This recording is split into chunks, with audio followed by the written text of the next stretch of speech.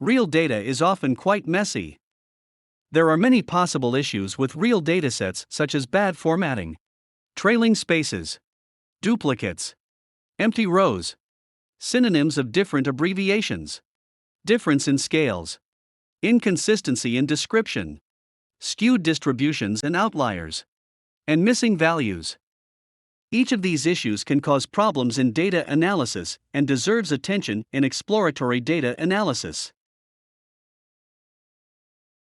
There's substantial evidence that data errors are widespread. In clinical research, the error rates are reported to be between 2.3% to 26.9%. Sometimes, a seemingly minor mistake can cause serious consequences. In 1999, NASA lost a $125 million Mars orbiter because an engineering team failed to convert measurements from English to metric units.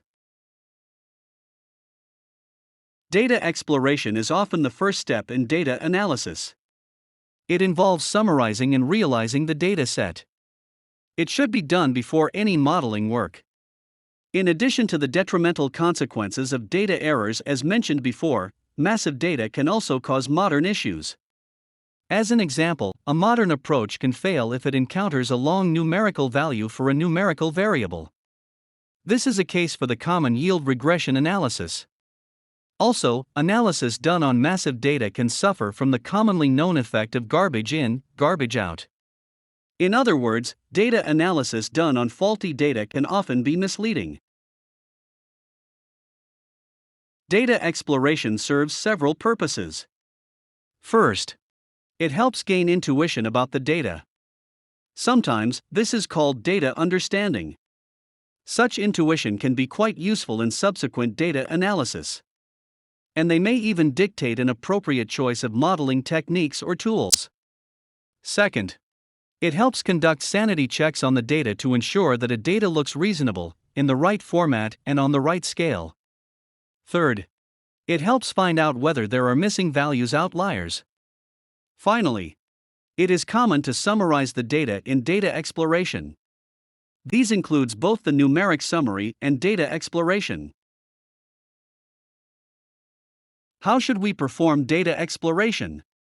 The simplest way is to manually review the data. For those of you who have experienced working with spreadsheets, you may have manually reviewed data in the past. However, manually reviewing data is labor-intensive and not feasible.